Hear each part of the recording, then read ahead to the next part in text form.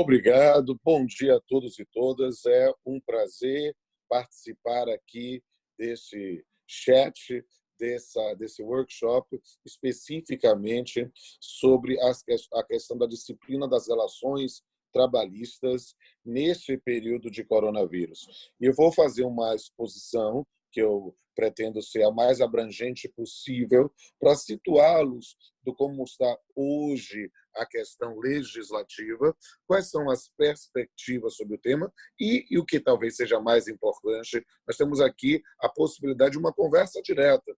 Então, responder todas as dúvidas que os parceiros e parceiras tenham sobre o tema. O Zoom é uma plataforma muito interessante, mas é uma plataforma em que nós podemos conversar, mas precisamos que temos essa ordem, porque se todo mundo falar ao mesmo tempo, aí é que a gente não consegue se entender. Então, o grande lance para mim vai ser interessante que os senhores e as senhoras possam aproveitar o chat, né, que é acessando pelo lado direito inferior dos seus celulares ou nos seus notebooks, né, e aí já podem fazer as perguntas lá e o pessoal me encaminha, ou, a depender da forma como o moderador, a moderadora e os administradores do Zoom podem fazer perguntas diretas, eu não tenho problema. Estou à disposição dos senhores aqui tranquilamente. Então, vamos fazer uma visão geral sobre esse tema. E, na verdade, falar sobre a situação. Eu tenho começado minhas exposições com muita frequência na ideia de que talvez ele tenha que trabalhar um pouco com um momento de, às vezes, de desespero, com um pouco de poesia, né? Nada do que foi será de novo do jeito que já foi um dia, tudo passa, tudo sempre passará. E, na verdade, nós estamos vendo passar um momento, né, em que vimos um momento de desprestígio do direito do trabalho e agora uma revalorização do direito do trabalho. E temos aí, nesse campo, e eu ouvi muito bem aí as observações aí dos VPs, né, especificamente de termos um momento de crise, mas que a crise pode ou nos imobilizar ou ser uma nova oportunidade. E eu fico muito satisfeito em ver que os senhores têm aproveitado, as senhoras têm aproveitado essa oportunidade para incrementar negócio, porque a economia precisa disso. E como é que estamos vendo a questão das relações de trabalho, né? Nós estamos vivendo um período de anormalidade, mas um período de anormalidade que está gerando novas posturas, novas condutas e que, quando passar esse período de isolamento, nós vamos não voltar ao normal, mas voltar a um novo normal, voltar a uma nova forma de comunicação, uma nova forma de atuação. E perceba como operadores do celular, nesse ponto, vão ganhar um protagonismo. Por quê? Porque estamos isolados em nossas casas e é através, notadamente, da internet que a gente consegue se comunicar com o mundo. Há um isolamento presencial, mas não um isolamento social ou mesmo profissional ou mesmo afetivo. Nós estamos, através do trabalho dos senhores e das senhoras, né, conseguindo nos comunicar com o mundo. Então, em primeiro lugar, meus parabéns e continue nessa missão, porque se é uma missão empresarial, uma missão de ter negócios, é também uma missão que ganha uma relevância muito maior nesses tempos. Então, o que é que eu vou trabalhar aqui com os senhores?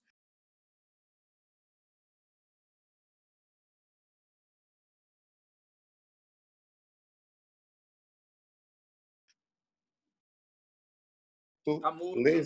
Alô, tá me ouvindo? Alô? Tinha ficado... O som comigo? Voltou. Voltou, ok. Fazer um panorama legislativo. O que acontece? Quando as primeiras informações sobre Covid-19, sobre o coronavírus, chegaram ao Brasil, já houve uma antecipação legislativa com a edição de uma lei, a Lei 13.979, né, que é conhecida como a Lei do Coronavírus, que não era uma lei trabalhista, mas que já gerava uma repercussão imediata no campo das relações de trabalho, dizendo que a falta, a ausência ao trabalho em função de recomendação médica, isolamento social, quarentena, não era falta injustificada. E aí a gente passou a ter que relembrar conceitos fundamentais do direito do trabalho na questão dos afastamentos, até que a ideia de interrupção e de suspensão, até 15 dias, né, pagos pelo empregador, depois disso pelo INSS. Só que a realidade econômica e empresarial é muito dinâmica. E aí, dentro dessa linha, as pessoas começaram a já buscar, na própria CLT, na legislação trabalhista como um todo, algum tipo de solução para os problemas que estavam vivendo. E aí, o que é que acontece? O governo federal, depois de alguma hesitação, resolveu atuar e editou a medida provisória 927, que é muito importante. Ela e a 936 serão realmente a base da nossa exposição hoje. A MP 927, a primeira manifestação legislativa direta do governo federal sobre a questão trabalhista no coronavírus, ela entra numa linha muito clara para mim. Ela busca manutenção dos postos de trabalho, manutenção da emprego. E aí recomenda, e aí de forma unilateral, ou seja, não é acordo entre empregado e empregador, não, é o empregador podendo mandar fazer alguns tipos de atuações que, flexibilizando a legislação trabalhista anterior, a legislação trabalhista antes da pandemia, na ideia de estimular o quê? O teletrabalho, vamos estar sobre o teletrabalho hoje, a questão da antecipação das férias, seja individuais, seja coletivas, sem precisar daqueles prazos da CLT, prazos ficam muito mais curtos, 48 horas. Né? O pagamento dessas férias não é mais antecipado, mas sim junto com a folha de pagamento no mês seguinte e com o texto constitucional pagável até a segunda parcela do 13º, ou seja, até 20 de dezembro. A questão do banco de horas, que, na verdade, é literalmente algo que a gente sempre ensinava numa perspectiva. O cara trabalha mais hoje para depois folgar. Não, a gente pode fazer o banco de horas invertido, ou seja, folga agora para compensar depois. Né? Nessa ideia de compensação também dos feriados civis, não dos religiosos. Então, nesse ponto, nós temos aí uma linha específica de preservação de pós-trabalho. Vocês estão me ouvindo bem? Muito bem, doutor. Ótimo. Perfeito. Ok, perfeito. Ótimo. Então, desculpem, chega a ser engraçado para mim. Eu fico passando os olhos aqui em vocês e alguns estão colocando o ouvido no celular. Então, estou vendo mais os ouvidos de algumas pessoas. Né? Mas vamos nesse ponto. Né? Aqui, o que a gente precisa entender? Né? Dentro dessa linha, né, havia uma nota dissonante na MP 927, que era a ideia de uma suspensão total do contrato de trabalho, sem nenhum tipo de pagamento ao trabalhador, por 1 a 4 meses. Isso foi uma bola fora. Por quê? Porque colocar alguém para ficar em casa, sem trabalhar, sem receber absolutamente nada, é, na verdade, desaquecer a economia. E nós, como pessoas que queremos que a atividade econômica faça, seríamos os primeiros a sofrer a rebarba disso, porque a pessoa deixaria de pagar suas contas. Então, isso não é algo que interessa a economia como um todo. E o próprio presidente da República, lá no seu Twitter, reconheceu isso e disse: vou revogar, e em menos de 24 horas revogou o chamado artigo 18 da MP 927 pela MP 928. Mas perceba a lógica e a operacionalização, eu vou explicar para os senhores aí na medida das dúvidas. Mas a MP 927, ela veio, mas ela não veio isolada. E eu já dizia nas primeiras lives, debates que participei sobre o tema, olha, a gente tem que entender que vai ter a possibilidade, sim, de redução de salários, com redução de jornada, talvez, e a suspensão dos contratos de trabalho com algum tipo de pagamento. E isso veio. Veio aí, sim, a segunda que os senhores anotem, quem estiver vendo essa exposição no Zoom em notebook ou em computador, puxe uma aba no seu navegador para você deixar aberto, para tirar suas dúvidas das MPs, medidas provisórias 927, e agora que eu vou falar, a 936.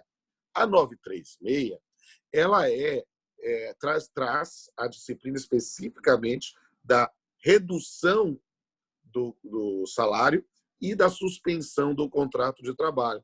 Mas feito como? A proposta da MP foi de ser feita pela via individual. Não é unilateral, é por acordo patrão-empregado, mas acordo escrito, acordo verbal, acordo por todos os meios possíveis em direito, mas sempre com algum elemento isso, mas individual, em que haveria uma redução proporcional da carga horária com a redução do salário ou a suspensão do contrato de trabalho, né, e com um pagamento pelo governo federal de um benefício específico. E aqui já recebi algumas dúvidas aqui dos senhores, e essa aqui é uma dúvida que a gente precisa até usar a expressão correta, embora muitas vezes, quando a gente conversa com o cidadão em geral, ele usa e acha que é tudo a mesma coisa. Não é.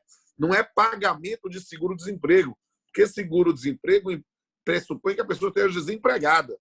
É um benefício que, digamos assim, para quem tem minha idade para cima, vai lembrar do Denorex. Parece, mas não é. Um benefício pago pelo governo numa proporcionalidade do seguro-desemprego, justamente para ter algum tipo de amenização da situação em função da redução efetiva do valor final do salário ou da sua suspensão. Esse benefício, que nós estamos chamando de BEPER, né, benefício emergencial para preservação de emprego e renda, é algo que é pago pelo governo federal através da Caixa Econômica, né, e que é algo justamente na ideia que está lá presente da MP 927 de manutenção dos postos de trabalho. Essas duas MPs são, digamos assim, as mais importantes nas dúvidas trabalhistas. Só que é preciso também entendê-la, e aí eu estou à disposição dos senhores para entender, explicar isso, que a mesma lógica de manutenção dos postos de trabalho está em outras 3 MPs, 3 medidas provisórias. A primeira é a mais importante para os senhores, e é importantíssimo realmente que na atividade, né, estejam atuando nisso. Ontem eu fiz uma live com o doutor Luciano Lopes, que é da Associação Baiana dos Estabelecimentos de Hotéis, né? E aí eles estão atuando muito nisso. É importante que a Claro atue também, pensando na MP 944. O que é a MP 944? Perceba, a 927 mantém o posto de trabalho e faz medidas de forma unilateral pelo empregador. A 936, por um acordo individual, a gente vai discutir isso, a decisão do Supremo Tribunal Federal daqui a pouquinho, né? Mas com o governo pagando uma parte. A 944 é uma forma dos empregadores manterem os trabalhadores com um fomento, é uma linha de crédito aberta pelo governo federal, em que o governo federal assume 85% do risco e as entidades financeiras 15%, mas não é dinheiro de graça, mas é quase isso, porque é dinheiro colocado à disposição de empregadores para pagar a folha de pagamento. Não pode ter desvio de finalidade, numa expressão bem baiana, senão é esparro. Por quê? Porque aí vence antecipadamente o pagamento. A ideia é que possa ser utilizada essa linha de crédito a juros muito convidativos, e pensando nessa noção, para o pagamento das folhas de pagamento, evitando que se utilize verbas que os senhores possam utilizar para capital de giro, investimentos, outros pontos. A ideia é que parte dessa folha de pagamento, a totalidade, possa ser custeada em função de um empréstimo que se faz ao governo, né, e nesse ponto, com pagamento de juros bem convidativos. Mas é um aspecto, a gente fala em direito, chamado de boa-fé objetiva. Não pode utilizar para nenhuma outra finalidade que não a folha de pagamento. E o governo, nesse ponto, vai ficar muito ligado, né? Porque ganhar dinheiro do governo não é fácil. E, nesse ponto, o governo está facilitando essa contratação. E essa 944 é muito importante, falando aqui para os colegas da Claro, que é importante que a Claro também estude, porque pode ser uma forma de fomento a cada um dos representantes, né?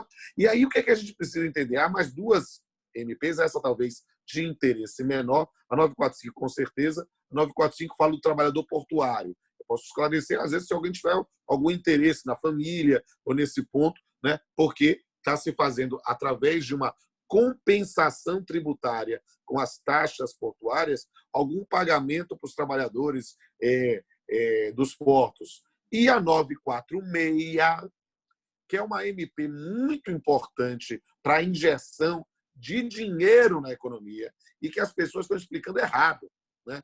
Que é especificamente aquela ideia de houve a extinção do fundo do PIS/PASEP. Não houve extinção do abono anual do PIS, ele continua. É só aquele fundo que era de 71, 88, que tínhamos aí 21 milhões de reais, estavam parados. E isso vai ser... nós vamos ter o ingresso desse dinheiro na economia efetivamente circulando através do FGTS. Sob aspectos de direito do trabalho, essas são as principais normas. É claro que nós estamos trabalhando com comércio, com vendas, com aquisição de linhas. E isso é importante também ver mais uma medida que não é da relação de emprego, mas da visão do trabalho propriamente dito, que é esse benefício de R$600, né, para os autônomos, para os microempresários, e que muitos dos senhores podem eventualmente até se habilitar nessas circunstâncias, né, ou para quem algum cliente seu se habilitar para algum tipo de aquisição. Então, esse é o panorama legislativo geral, consegui fazê-lo em 20 minutos, e aí estou à disposição agora dos senhores e das senhoras para tirar qualquer dúvida sobre as medidas provisórias. Não sei se vocês preferem fazer a pergunta direta ou mandar pelo chat ou o administrador fazer. Eu estou à disposição dos senhores e senhoras. É importante mandar pelo chat mesmo. Certo. Então, vocês leem ou eu leio o chat e respondo? Como é que vocês preferem? Eu acho importante até o senhor ler mesmo, doutor. Tá, eu vou ler aqui agora. Vou puxando pelo chat. Você coloca no chat e colocar. Vou ver. Envia as perguntas, então, pelo chat. Aqui eu vi que estão pedi também mandar perguntas pelo WhatsApp 719-8315-0640. Repito, 719-8315-0640. Podem mandar para lá, a pessoa que recebe nesse e-mail, por favor, copie e cole no chat, que aí eu fico lendo, aí fica fácil de explicar. Aqui a pergunta de Carmen para todos. Doutor Pamplona, bom dia. Se eu colocar meus consultores para trabalhar, utilizando todos os equipamentos do EPI, e mesmo assim um deles pegar o vírus e vier a óbito, qual a responsabilidade terei como empresa? Excelente pergunta, doutora Carmen. Aqui, perceba, no campo da responsabilidade civil, a responsabilidade civil do empregador é subjetiva. É uma situação em que só se você tiver atuado com culpa ou dolo. Se a senhora já me disse que deu todos os equipamentos, fez isso, e por um fato da vida a pessoa contraiu o vírus e vem a óbito, não há responsabilidade nenhuma do empregador nesse aspecto. Agora, é preciso entender, e aí eu digo com liberdade, perceba, eu não quero falar juridiquês, não, quero conversar em linguagem de gente aqui para todo mundo entender, porque é dado isso.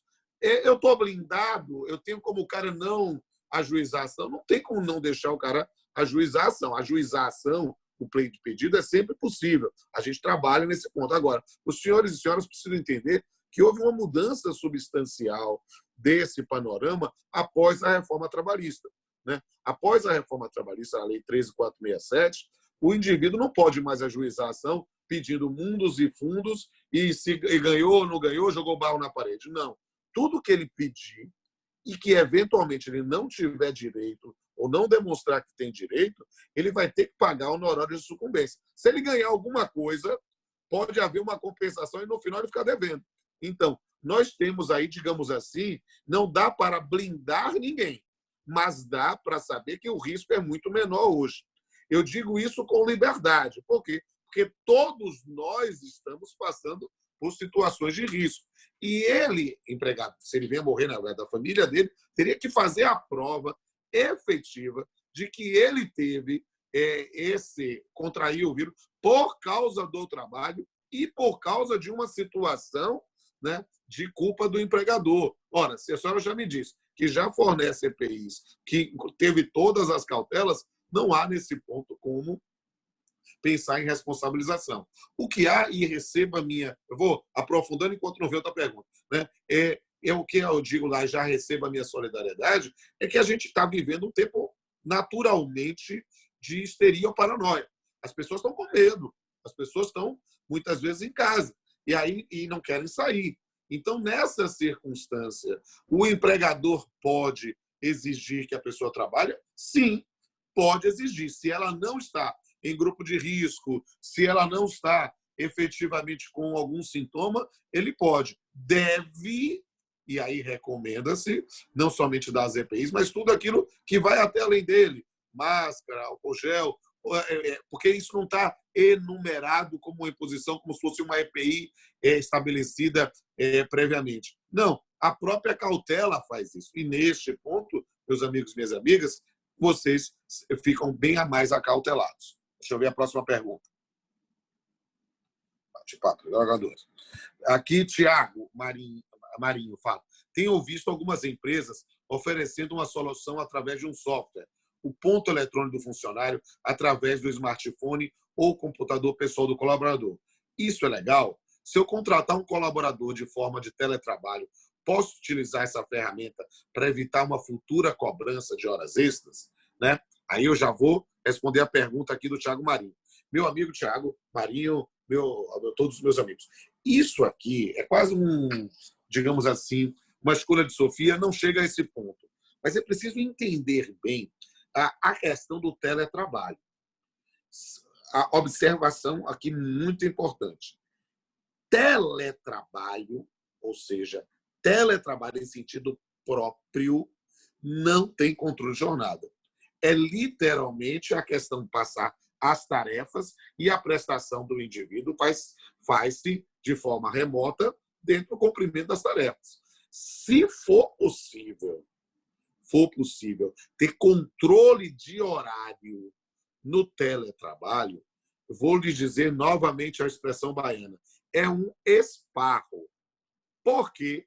Porque a partir do momento em que você afirma que tem um controle efetivo de horário, né?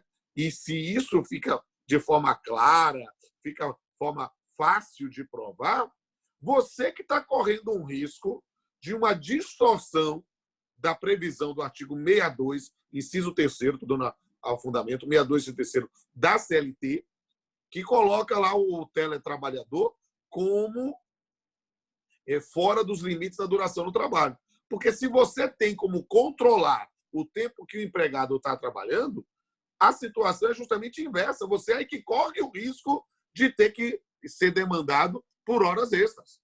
Por quê? Porque se você estabelece tarefas, o que seja razoável, cumprir em determinado dia, fazer determinado, pode cobrar metas, pode cobrar... Claro que pode. Isso faz parte do exercício.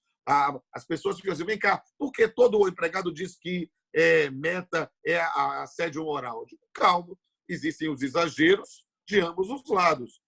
Cobrar meta é exercício de atividade gerencial. O empregador não só pode, como deve, porque ele assume o risco da atividade econômica. Agora, cobrar horário é, sem sombra de dúvida, nesse ponto, para o teletrabalhador, um esparro. Por quê? Porque se você cobra horário, o indivíduo pode, eventualmente, ultrapassar esse horário. E se você tem controle do horário, aí é que você está, usando uma expressão, botando sarna para se coçar. Por quê? Porque depois isso pode vir em uma ação se o empregado tiver os elementos de prova. Espero ter... Claro, vamos ver a pergunta seguinte aqui. Estou gostando de ver, o pessoal está escrevendo. iPhone de Camila para todos. Dentro dessa perspectiva da antecipação do seguro-desemprego, poderia ser usado em qual realidade? Para trabalhadores que serem afastados ou exercer a função? Explicar aqui para Camila. Camila, a questão aqui é muito importante. Por quê? Primeiro, vou usar a expressão técnica. Não é seguro-desemprego. Parece, mas não é. A senhora deve ser muito jovem e não lembra da propaganda do Denorex. Parece remédio, mas não é. Parece, mas não é. Não é seguro-desemprego. É um benefício para a preservação do posto de trabalho. A situação específica do indivíduo que teve uma redução de salário ou uma suspensão, e aí o governo vai pagar, através da Caixa Econômica, na habilitação e na cientificação do dado correspondente. Preciso até puxar uma referência importante que eu esqueci, doido já para responder as perguntas de vocês, que essa discussão do acordo individual está hoje suspensa, né, ou está com a nova tramitação, por causa da decisão do ministro Ricardo Lewandowski, cuja decisão vai ser objeto do plenário virtual do Supremo Tribunal Federal hoje. Então, pode ser que, depois da decisão de hoje, se os senhores gostarem de mim, se acharem claro, a gente marque aí uma outra live para esclarecer sobre as decisões do Supremo. Por quê? Porque, sabe lá, a gente usa aquela brincadeira, né, de boca de criança e cabeça de juiz, ninguém sabe o que vem. No Supremo, nós temos aí um campo que pode ver, tendo em vista todas as posturas, pode ser que haja alguma reversão, ainda maior, inclusive, né, nesse ponto. E, por exemplo, o ministro Gilmar Ferreira Mendes já se antecipou, ele gosta de escrever e falar, né? Então, já disse que para ele poderia por via individual. Então, pode ser já um voto diferente do ministro Ricardo Lewandowski, que hoje a redução e a suspensão está dependendo da chancela da entidade sindical, tá certo? Mas, falando sobre isso, é nesse ponto que se recebe o benefício emergencial, que é calculado com base no seguro-desemprego, mas não é seguro-desemprego. Se a sua pergunta, porém, estivesse relacionando a ajuda, vamos dizer, o auxílio dado emergencial dado pelo governo para aqueles que são microempresários, pequenos trabalhadores, inclusive intermitentes, né? E aí você pode receber aquele parcela de R$600. Ali você se habilita também na Caixa. Tem que fazer o registro do cadastro único. Deixa eu ver mais perguntas. Acho que tem bastante aqui. Estou gostando de ver. Seguinte. Pergunta não diz o nome, é 41003178, deve ser o número. É possível utilizar duas MPs de maneira simultânea? Ou seja, redução da jornada e empréstimo para pagar o restante da folha de vida? Essa é uma pergunta muito importante. E é possível, sim. A MP não condiciona. Qual é o grande lance da MP 936? E eu estou falando assim com absoluta liberdade, meus amigos e minhas amigas. A ideia da MP 936 é para preservação de postos de trabalho. A MP 936 ela vai trazer esse fomento. Pode utilizar para pagar a folha de pagamento, ainda que reduzida por MP 944. Ainda que reduzir pela MP 936, pode. Mas, nesse ponto, você tem que verificar que é dada uma garantia de emprego ao trabalhador. E você não cometa o despautério, a loucura de querer utilizar a verba da MP 944 para alguma coisa que não seja a folha de pagamento. Eu não sei se temos aqui colegas que são contadores ou advogados, também aqui no grupo, mas é importantíssimo deixar isso muito bem amarrado. Porque, ou seja, recebeu a verba, verifica o direcionamento da verba para a folha de pagamento, tem a prova disso, porque o governo vai fiscalizar. E isso, se você fizer algum tipo de desvio, a situação está difícil, não sei o quê, você vai ter aí que antecipar os pagamentos e não é legal ser devedor do governo nesse aspecto. Nesse ponto, qual é o lado para o trabalhador? Se você vai se valer desse ponto da redução e, eventualmente, também do valor, há uma garantia de emprego. Pode pedir? Pode. Não é estabilidade. Mas essa despedida vai gerar uma indenização que é de metade dos salários que ele teria a receber. Então, nesse ponto, é algo a se pensar duas vezes, tá certo? Vou voltar aqui para as perguntas. Tá boa essa dinâmica de eu ir ler a pergunta e seguir, gente? Tá bom? Perfeito, doutor. Olha lá, então eu estou seguindo. Então eu vou continuar assim. Qualquer coisa, eu estou à disposição dos senhores e das senhoras. Olha lá. Ítalo pergunta: posso dar férias ao colaborador, mesmo que ele não tenha o período aquisitivo completo? E se ele for desligado antes, posso descontar esse valor da rescisão? Excelente pergunta, Ítalo, e é uma dúvida muito comum. Eu quero até aproveitar a oportunidade, dizer que eu estou à disposição dos senhores e das senhoras, independente aqui dessa live, para mim é interessante para tirar essa dúvida presencial, porque como eu estou isolado, sou do grupo de risco, eu estou trancado, literalmente, aqui na minha casa, né? E fazendo lives o dia todo. Então, os senhores puderem me seguir no Instagram, R. Pamplona Filho. E todas as lives que eu estou fazendo, inclusive algumas das perguntas estão aí, né? Eu tenho baixado nos meus canais no YouTube. Então, o senhor pode olhar aí no seu navegador, canal Pamplona e canal Papeando com Pamplona. O senhor vai ver uma quantidade enorme de informações, não somente aí pensando numa divulgação. Eu não ganho nada, fazer não é monetizado, é realmente a ideia de servir. Eu sigo a máxima de Gandhi, quem não vive para servir não serve para viver, e eu estou servindo. Né? Nesse ponto, é verificar que os senhores vão verificar lá lives, não somente da parte trabalhista e empresarial, mas também de família, porque nós estamos discutindo a questão de guarda de filhos, alimentos, alocações comerciais, posso tirar dúvida também sobre isso, não é da MP, é do projeto de lei, estamos à disposição, tem muita coisa para ver lá. Voltando aqui à dúvida do colega. Né? É possível fazer a antecipação das férias na forma da MP 927? Sim, mesmo que ele não tenha o período aquisitivo. E digo mais, a situação da MP 927 foi tão flexível nesse ponto de forma unilateral ao empregador que você pode fazer antecipação de férias, inclusive futuras mesmo. Ou seja, ele tem férias que ele já está agora no período concessivo, então eu vou antecipar, eu estava querendo dar em janeiro, mas vou dar logo agora, ótimo. Mas aí ele vai continuar na empresa? Ninguém sabe, imagina que sim. Eu posso antecipar da subsequente? Pode. A situação realmente, nesse ponto, trouxe uma flexibilidade nunca vista. É claro que isso é algo a sempre se ponderar se vale a pena ou não, porque o cara vai ficar trabalhando para ti um tempão sem ter férias. É isso mesmo. Mas é melhor do que ele perder o emprego. E nesse ponto, com os pagamentos correspondentes. Então, é uma linha do que pode ser feito nessa situação. Pode. E vem cá, Pamplona, e se ele pedir demissão ou tiver que despedir ele antes nessa situação de férias que ele já gozou antecipadamente? A medida provisória não trata dessa questão, mas parece-me que a ideia de vedar um enriquecimento devido. Então, o valor correspondente pode ser objeto, na minha opinião, de compensação, mas tenha tudo registrado. É preciso dizer, eu não vejo como um juiz do trabalho tendo efetivamente a prova de que o indivíduo gozou as férias em função da pandemia, recebeu os valores correspondentes e aí é despedido, você vai ter valor por valor, né, compensado. Com essa documentação, é muito difícil o entendimento diferenciado. Já vou aqui para mais uma pergunta. Aqui, onde pelo próprio sistema de trabalho, nós monitoramos o trabalho. É assim, uma complementação daquela observação, sim.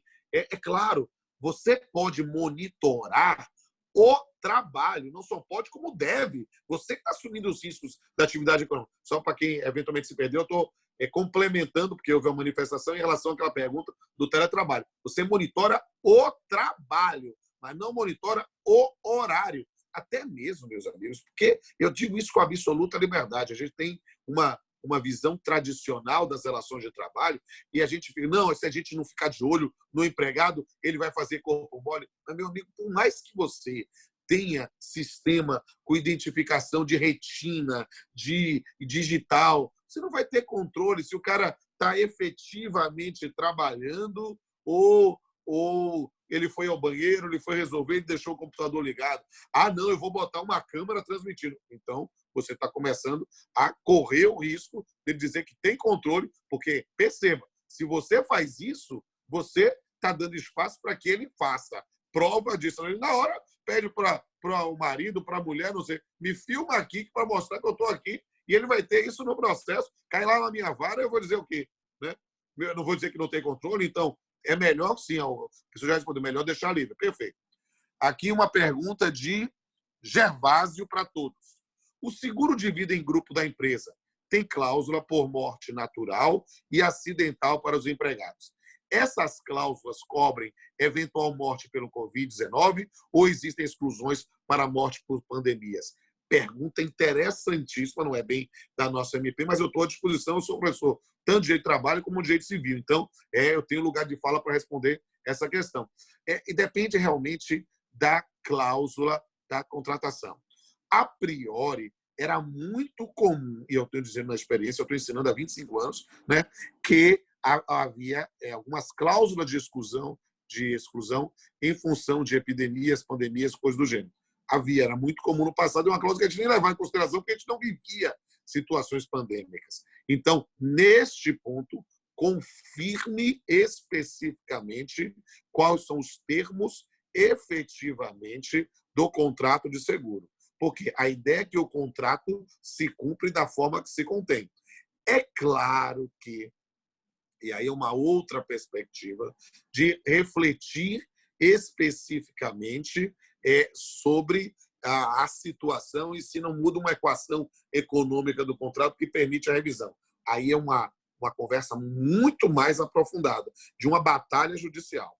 A priori, a resposta é como está no contrato. E aí você, obviamente, tem que verificar na assessoria jurídica correspondente. Vamos ver aqui mais perguntas. Estou gostando de ver, está chegando a pergunta. Aqui a pergunta de André Almeida. Fiquei 15 dias com a loja fechada. Posso reverter esses dias de férias, mesmo que o colaborador não tenha ainda férias adquiridas? Preciso que você fale sobre aluguel. Parabéns, muito bem. Falo. Então, duas perguntas e uma aqui para o André Almeida. A primeira é a seguinte: a MP 927 autoriza que se conceda as férias. Então, nesse ponto, de forma unilateral. Perceba, mas aí nós temos sempre uma confusão. Já ficou fechado, eu posso compensar com o dia de férias? Olha, o que é complicado? Você não deu férias. Você fechou a loja. Posso agora dizer que era férias? Eu vou lhe dizer que se você fizer isso, falando assim, não como juiz, não como advogado, se você fizer isso de uma forma bem documentada e que depois eu não perceba que foi uma fraude, eu vendo, ele concedeu, está tudo direitinho. Agora, não posso recomendar isso. Isso não é o que a boa-fé recomenda. O que eu recomendo que está no seu campo? Você poder utilizar, e aí a 927 lhe dá espaço para isso, para pensar efetivamente em compensação por banco de horas. Aí dá para você fazer tranquilamente com uma continuidade. Nas férias, aí você vai ter que realmente ter um campo de negociação individual e você precisa estar documentado.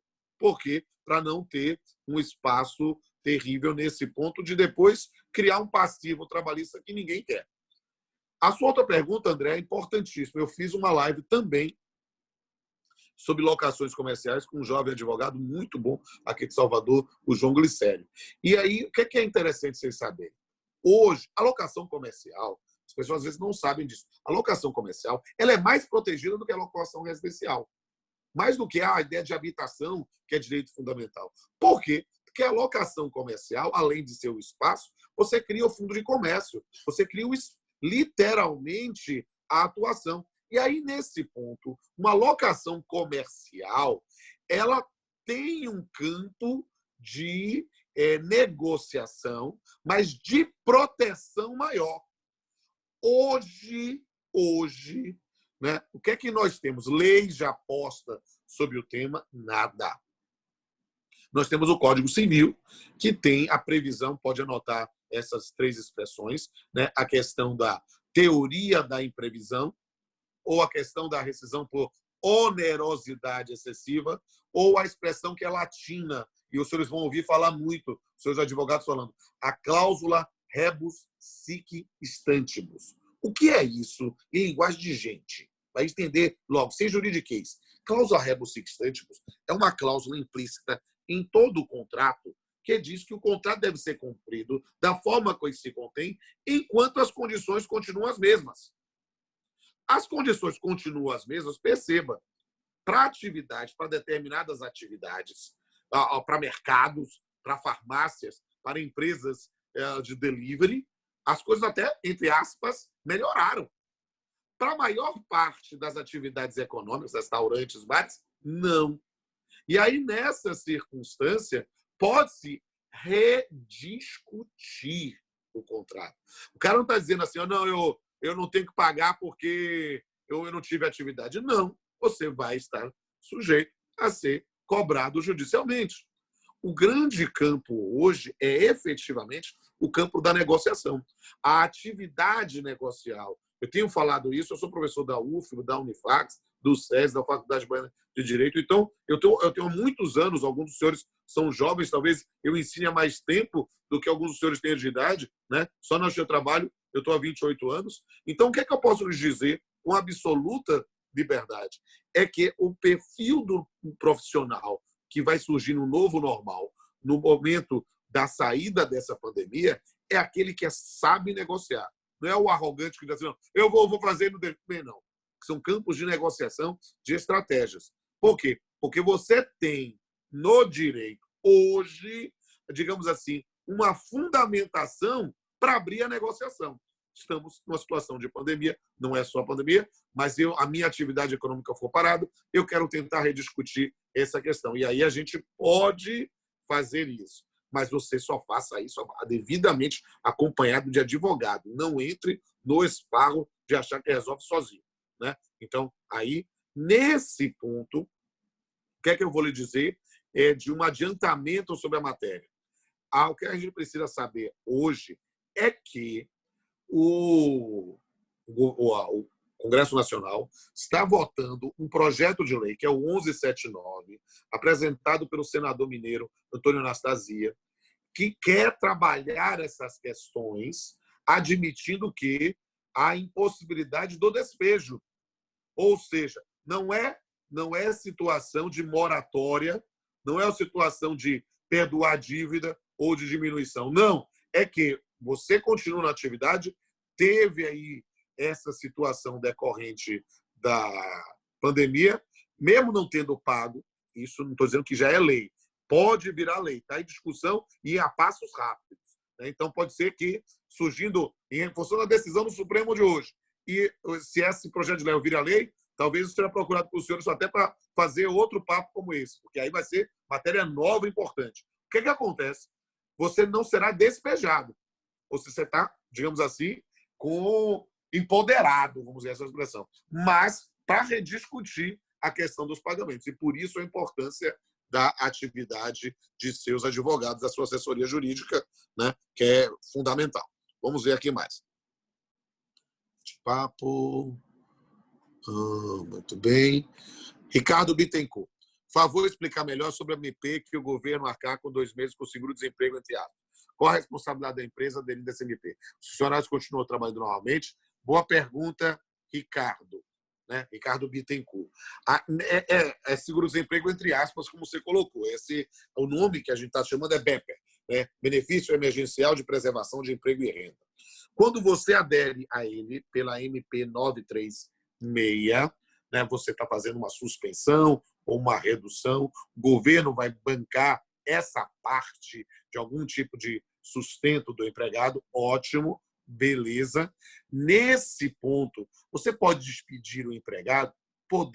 Pode, mas não é o recomendado. Por quê? Porque se você despedir, vai ter que pagar uma indenização complementar nesse ponto de metade do salário que ele teria direito. Então, não é algo que eu recomende, a menos que seja uma situação realmente necessária para a extinção. Então, esse período vai ser quantificado em função da MP 936. É uma questão mais dos assuntos relacionados aos contadores e aos advogados. Mas é toda uma quantificação, e aí depende de quanto o indivíduo recebe. Se ele recebe salário mínimo somente, ele vai ter a recomposição praticamente integral, né? Agora, se ele recebe valores superiores ao dobro do salário mínimo, ele vai ter uma proporcionalidade durante a vigência da MP.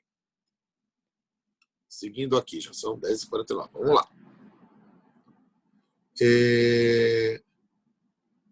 Michele Fernandes. O STF proferiu liminar exigindo que os acordos individuais sejam comunicados pelos empregadores ao respectivo sindicato. Caso o mesmo negue, o acordo individual não terá validade? Boa pergunta, Michele. E aí, qual é a questão a trabalhar dentro dessa linha? Você precisa entender que há duas situações importantes. A primeira, o acordo é anterior à liminar ou é posterior? E isso aqui foi um objeto, é uma questão jurídica bem intrincada, porque ele proferiu uma liminar e depois proferiu uma decisão em embargos declaratórios dizendo que não havia omissão, mas esclareceu um monte de coisa. Então, o que é que acontece? Nessa circunstância lá do acordo, você fez o acordo antes da liminar, ele é válido. Você comunica à entidade sindical e a entidade sindical pode criar algum tipo de resistência, mas ela tem que, nesse ponto, apresentar um campo de negociação. Você pode negociar ou não, né? Mas, nesse ponto, ele tem validade. Perceba que a postura da entidade sindical no acordo anterior a liminar, né? Ele vai discutir se as condições foram benéficas, foram diferenciadas, você pode aderir ao acordo coletivo em detrimento do individual. Segunda hipótese, a mais comum, porque nem todo mundo fez acordo nesse sentido, né? Você fez o acordo posterior a liminar.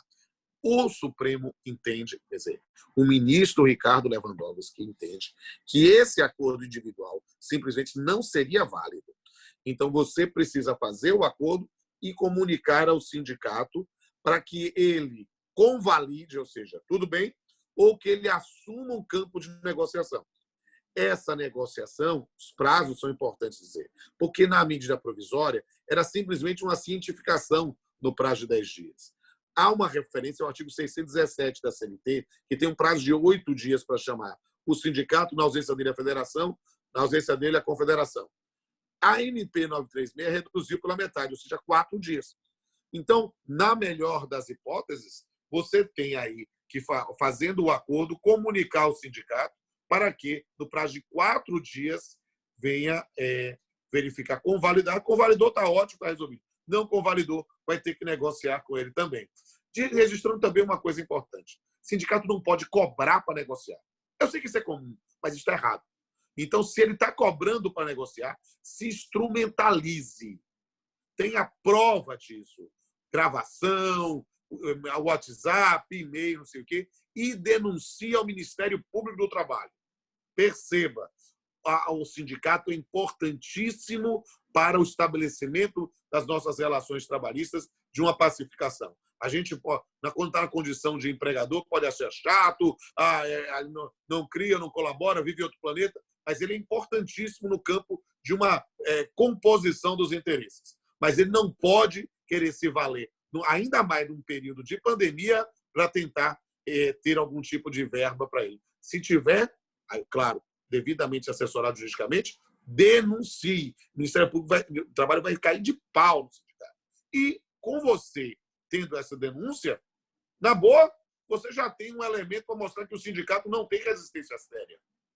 E aí, nesse ponto, seu acordo individual vai valer, né? Eu tenho recomendado, seguindo a linha da doutrina da professora carioca Wólia Bonfim, que nessas situações de comunicação, comunique por e-mail todo mundo logo de vez. Sindicato, federação e confederação. Né? Por quê? Porque aí você já está acautelado e em todos você tem a documentação correspondente. Vamos aqui para mais uma pergunta. Eu gostaria de ver o pessoal participando muito. Já são 5-11, já estamos aqui. Aqui. Mifune. Alfredo Júnior de Eunápolis. Um abraço para todo mundo de Eunápolis. Fui juiz em Eunápolis em 2004 e tenho muita saudade da região, quero voltar aí. O funcionário estava cumprindo o aviso, porém a loja fechou no período de 15 dias. Como posso proceder com ele? Desconto os dias não trabalhados? Alfredo, essa é uma situação que é meio dramática e é limite, né? Ou seja, ele já tinha uma previsão de extinção do posto de trabalho. Ele estava cumprindo o aviso prévio. E, em função de uma determinada medida de impossibilidade de comparecimento, né, ele não pôde cumprir o aviso prévio. Mas ele não pôde cumprir o aviso prévio a priori por ato dele. é pela pandemia. Nesse ponto, meu amigo, se você sabe, conselho a gente dá de graça, né? Eu, nesse ponto, eu não esquentava com isso, não, querido. Porque, perceba, ele fez o prévio de 30 dias, ele cumpriu 15, faltam 15. Você teve que fechar a atividade. Você não fechou a atividade. Você suspendeu o atendimento. Ou seja, você continua com a empresa ainda funcionando, ainda que virtualmente, ou continua com ela na perspectiva de retornar. Esses 15 dias já vão estar dentro desse bolo, porque a impossibilidade de comparecimento, né, não foi motivado por ele. Eu digo assim, com liberdade, nesse ponto, eu já coloco como se fosse uma indenização e extinguiria o contrato de trabalho, já que a intenção é extinguir mesmo, já era a previsão de extinção anterior. A menos que, ao contrário, você queira desconsiderar o aviso prévio e mantê-lo trabalhando. Mas aí é uma questão do risco de atividade econômica e ele não é obrigado. Você tem que conversar com ele se ele quer continuar na empresa. E aí você pode ver, mantém na empresa para suspender, desconsidera o aviso prévio, todo um campo de negociação, tudo bem instrumentalizado, tá certo? Com documento para tudo. Vamos ver aqui. Pergunta seguinte. iPhone, muito bem, como já estamos fazendo. Estamos saindo, pessoal, para dar suporte técnico, ok? Um abraço aí, o iPhone mandou para todos, não sei o nome, mas vamos lá. De Jackson, para todos. Sobre o acordo. Sobre o acordo individual, precisamos homologar o acordo nos sindicatos. Os sindicatos estão cobrando para homologar o contrato. Meu contador me mandou homologar no sindicato. O CDL já me informou que não somos obrigados. Bem, aqui de Jackson. Jackson, essa é a pergunta muito interessante. No seu momento que você pediu a informação para a CDL, CDL é, em todos os cantos, uma entidade muito séria, mas possivelmente deve ter sido antes da decisão do ministro Lewandowski ou de acordo anterior aos embargos de declaração. Porque hoje, acordo individual para redução de jornada ou para suspensão precisa da cientificação do sindicato. Não estou dizendo que a informação que lhe deram está errada. Pode ser que ela esteja desatualizada para hoje. Né? Hoje, não tem a menor dúvida que precisa. E uma coisa que você falou e que eu mencionei, se o sindicato está cobrando para negociar, você efetivamente pode fazer uma denúncia ao Ministério Público do Trabalho. Eles atendem, inclusive, pelo site. Eu vou fazer, inclusive, peço que todo mundo me siga aí no Instagram, eu vou fazer uma live especificamente com a Procuradora do Trabalho sob a atuação do MPT, justamente para poder esclarecer aos senhores e senhoras. Vamos ver aqui. Pergunta seguinte, aqui, de 41003178. Já foram proferidas algumas decisões favoráveis às associações de lojistas na relação comercial com shopping centers, principalmente relacionados a aluguéis devidos e condomínio. Qual a sua opinião em relação ao tema? É possível ter uma jurisprudência nacional para o assunto? Boa pergunta, e que eu volto à minha observação anterior. Nós temos hoje um espaço para negociação. Essas decisões liminares que têm sido proferidas têm sido justamente... Não sei se os senhores estão vendo esse meu livro aqui no fundo, vou também mostrar o outro aqui. Né? É um livro que eu tenho com o professor Pablo Souza Galeano, o Manual de Direito Civil. Né? Eu explico tudo isso, é a chamada teoria da imprevisão. É a base para esse tipo de discussão. Mas perceba, decisão liminar, a gente precisa explicar o que é uma liminar. Liminar é uma decisão sem ouvir da parte contrária. É uma decisão que é, por si só, provisória. Às vezes, o processo judicial se torna a criação humana mais próxima do conceito de eternidade, parece que não termina nunca, e aí a decisão temporária vai se consolidando. É uma estratégia do campo da atuação dos advogados, mas ela não é decisão definitiva. Acho que o que vai se consolidar, a pessoa que fez a pergunta, eu não sei se é colega ou colega, ou não sei o nome, né? Vai ser em função desse projeto de lei do Anastasia, que eu digo com certeza vai virar lei antes do final do mês. Então, ela vai ser a base para as negociações, sem sombra de dúvida. Vamos aqui. Pergunta seguinte.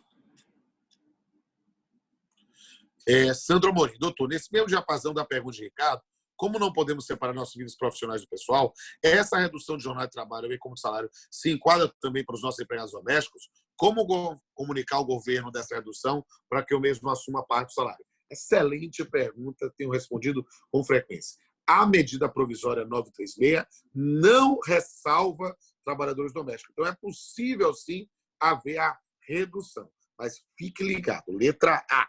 Redução de salário é redução proporcional da jornada. Por favor, não caia no esparro de reduzir e continuar exigindo o mesmo tipo de horário, mesma quantidade de trabalho, porque você vai ter dor de cabeça. Bem, você vai fazer direitinho. Estou reduzindo o horário, eu trabalhava durante o dia todo, vai trabalhar só pela manhã, ou somente alguns dias na semana, vai ter uma redução, e aí eu vou fazer a redução profissional. Perfeito, ótimo. Se instrumentalize disso. Tenha lá um livro de ponto, algum documento, todos os dados para uma eventual discussão. Ótimo. E aí você vai comunicar esse acordo ao sindicato dos trabalhadores domésticos. Vai ter que fazer isso por causa da decisão do Supremo Tribunal Federal. Essa resposta é válida nesse momento, né, até a decisão do Supremo hoje. Quando o Supremo decidir, pode ser que a gente faça uma outra reunião com os senhores, outro workshop, para explicar. Mas até o momento, o senhor vai ter que comunicar como outros trabalhadores. E aí, fazer a comunicação, né, diretamente para o governo, através da Caixa Econômica Federal, da mesma forma que você paga o seu simples trabalhista. Vamos ver aqui. Camila pergunta: bom dia, doutor, tudo bem? Quando suspendemos um contrato, o empregado terá estabilidade após o retorno? Se sim, de quanto tempo? Nesse período ele recebe seguro emergencial? Excelente pergunta, Camila. E ele não tem, tecnicamente, uma estabilidade, mas tem uma coisa muito parecida, que é a chamada garantia de emprego. O que é isso? Na verdade, você não se recomenda despedir o empregado. Mas se você, depois do período de suspensão, resolve despedi-lo, você vai ter que pagar metade dos salários que ele teria dele. É a previsão da MP 936. Então, a lógica é: tende mantê-lo o máximo possível. Não sendo possível, saiba que você vai ter um custo econômico também. Vou voltar aqui para a pergunta. Já deu 11, mas vamos seguindo. Estou à disposição dos senhores. Marcos Lemos, senhor Sandro Rodolfo, vai levar para os domésticos, também se beneficiam. Você informa no site do Ministério da Economia, posteriormente suspenso. Obrigado, Marcos Lemos, que ajudou aqui na resposta, foi nesse mesmo sentido.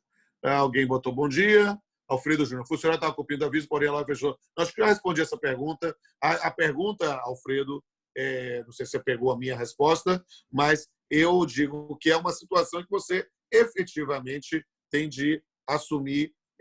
Eu recomendo que assuma o risco, a menos que você queira reconvalidar o contrato, desconsiderar o aviso prévio. Se você vai extinguir, suspensão de aviso prévio não seria possível ou recomendável. Alguém pergunta: gostaria de saber qual é a melhor opção, a MP 936 ou 944. Elas não são excludentes.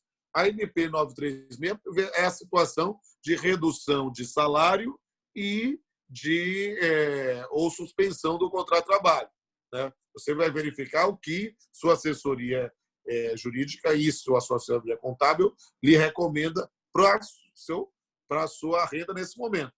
Isso não impede que você se valha da 944 para ver uma linha de crédito.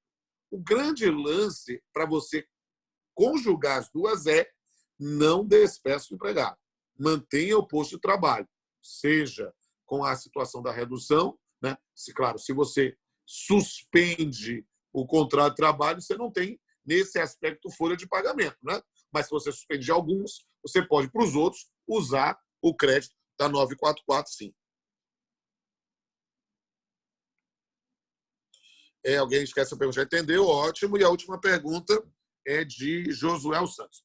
Bom dia, doutor Rodolfo. Trabalhamos com a equipe PAP. Se tivermos algum consultor que se recuse a ir a campo por medo, como podemos proceder? Nesse caso, poderíamos considerar falta do mesmo? Ou pode ser equipe PAP e sabemos que atividades comerciais estão proibidas em alguns locais? Não podemos fazer nada? Porém, sabemos que, como telecom está sendo considerado essencial, técnica, mas não falo da atividade, apenas telecom. Podemos ir a campo sem multas? Essa é uma pergunta muito importante, Josué. E aí a gente tem que verificar efetivamente qual é a atividade a ser desenvolvida. Se está dentro das previsões específicas de atividade essencial, é para ser exigido mesmo. Se é a atividade em que há deslocamento e o indivíduo está com medo, essa é uma circunstância complicada. Por quê? Porque a ausência dele em função de isolamento, quarentena, grupo de risco, é considerado falta justificada.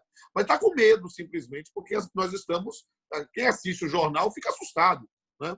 Então, nessas circunstâncias, eu recomendo que aí a velha negociação individual, né? Se for o caso, se é alguém que aí eventualmente possa ver a extinção do posto de trabalho ou a suspensão do contrato de trabalho, a verificar essas circunstâncias. O que não dá é que, sem estar em isolamento, quarentena, ou algum tipo de recomendação, dizer que ele tem o direito a não ir trabalhar, né? Aí você tem que ver se há boa-fé nesse ponto. É uma situação realmente muito pessoal, que aí tem que ser analisada caso a caso. Acho que surgiu mais uma pergunta. E a última pergunta, então, a mais aqui. A multa da qual comentou há pouco em KGC, após o retorno especial, soma ao aviso pré-indenizado? Sim, soma-se. É uma coisa independente da outra, nesse caso. São indenizações diferentes. Bem, amigos, completamos aí às 11 horas, um pouquinho mais, mas não tem problema, eu estou à disposição. Eu quero dizer que foi uma honra, um prazer, um privilégio fazer esse workshop com os senhores, com as senhoras. Espero que tenham gostado. Mais uma vez, eu digo, podem me seguir no Instagram. Meu Instagram é rpamplonafilho. Eu tenho feito lives o dia todo, esclarecendo para o cidadão sobre esse período complicado, né? Eu tenho colocado essas lives nos meus 2 canais no YouTube, canal Pamplona, canal Papeando com Pamplona. Dê uma acessada, é alguma coisa interessante. Clique lá naquele sininho, que aí você recebe todas as atualizações. E eu espero que eu possa ter trazido algum tipo de esclarecimento para esse período tão complicado. Continuo à disposição. Ok, obrigado, doutor Rodolfo. Agradecer aqui em nome da Claro, pela sua assessoria, por essa ajuda tão importante nesse momento, né, que a gente vem passando. E eu não tenho dúvida que vai ajudar muito aí nas decisões dos nossos empresários. E aí, pessoal, agradecer também a todos vocês pela participação, a sala lotada aí, batemos no limite máximo da sala, da live. E amanhã temos uma outra live com os temas que foram colocados. Amanhã falando um pouco mais de negócio, um pouco mais do momento que a gente está vivendo, novas ferramentas de... Vamos trazer também um profissional da área de publicidade, da área desse segmento digital, para poder falar um pouco para vocês dessa venda não presencial e das alternativas que eles enxergam, que ele enxerga para poder assessorá-los aí nesse novo momento também. Então, obrigado aí novamente, obrigado a todos os canais, obrigado ao marketing especial, a Luciana, pela assessoria, de Arone, por nos ajudar a construir essa ferramenta tão importante, que eu não tenho dúvida que está nos ajudando hoje, mas vai nos ajudar muito no futuro também. A gente acaba descobrindo uma nova forma de trabalhar e uma nova forma de juntar todo esse time da Claro. Então, obrigado aí, doutor Rodolfo. Obrigado a todos vocês. Um abraço e até amanhã, pessoal. Amanhã. Obrigado, pessoal. Um abraço a todos. Até amanhã. Até amanhã. Um abraço. Tchau, tchau. Um abraço. Até amanhã, um abraço. Um abraço a todos e todas. Estou à disposição.